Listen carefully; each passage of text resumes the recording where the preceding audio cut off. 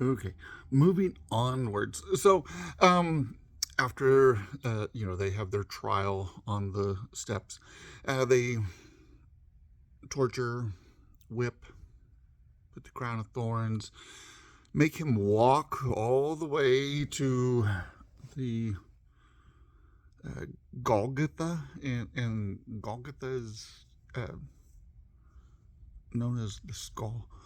Um, skull. Okay. Anyhow, so they put him on the cross. Who did they release? Remember Barabbas, the horrible person, um, whatever he did. We can only use our imagination, and apparently that person was chosen by the people in the city. Um, got a question for you.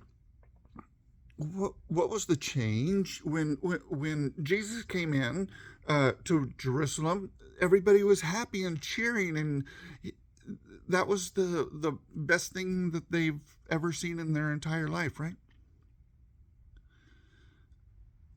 The people in the outer cities are typically, let's call them, poorer people, and they're not allowed to associate basically with the inner city people, where, hey, you're going to run up against a Roman guard any day. There's a Pharisee right there. If he asks you a question and you don't answer it right, I'm just making that all up, right? Um, so they stayed away from that place. That was too many things going on. Anyhow, so Jesus is on the cross, and why do you have to go through all that torture, all that pain, all that suffering? Well, remember the deals that God makes with the devil. They're not deals. I don't want to call them deals or bets or anything like that. That would be really horrible, right?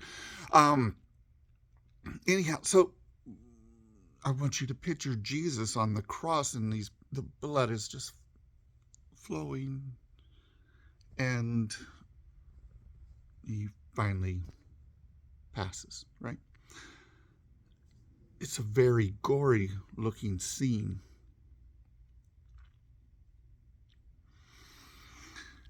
He's like, I'm just going to pretend here for a second. Jesus is like, Ball, this is what you want to see, isn't it?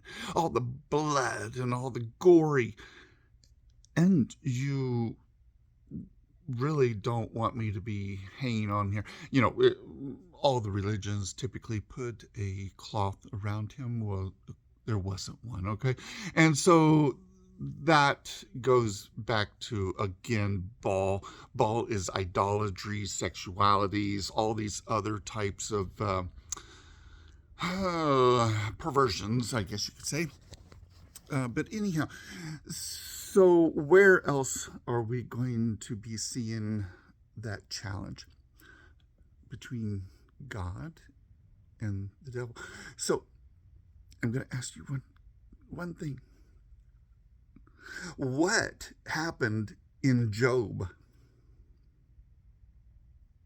Well, everybody comes up and says, well, he lost everything. Yes, he did.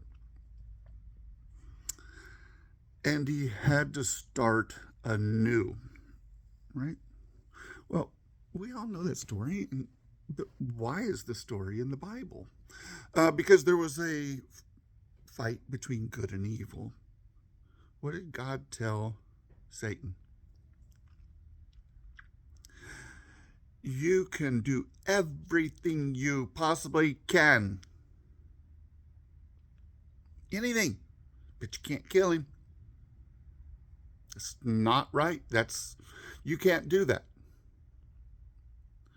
And so the devil went about his deeds and ruined Job, and then Job got it all back. Well, why did Job get it back? Well, it was the beginning of the story.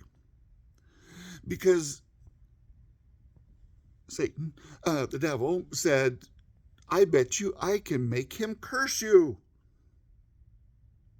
That's our number one commandment, isn't it? Yeah. Job didn't, right? Jesus didn't. My God, why have you forsaken me? Right? Just a comparison story. And that's where my question begins.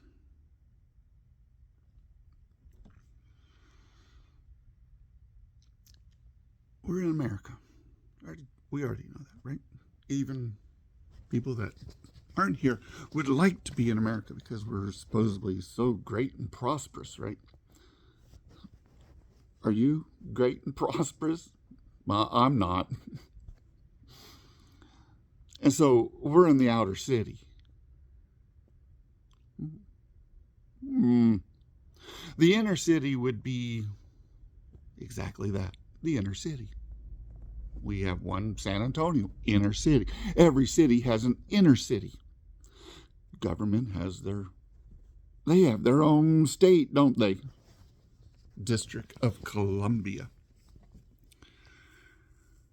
where they all make rules and regulations that affect us out here.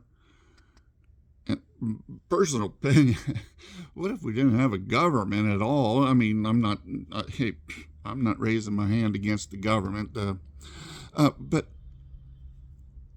they would leave us all alone. And, the money I make is the money I make. And, if I give to the church, that's where my money goes also. Anyhow, we have some of these weird elections, don't we? So we have to pick the lesser of two evils. Oh, my goodness.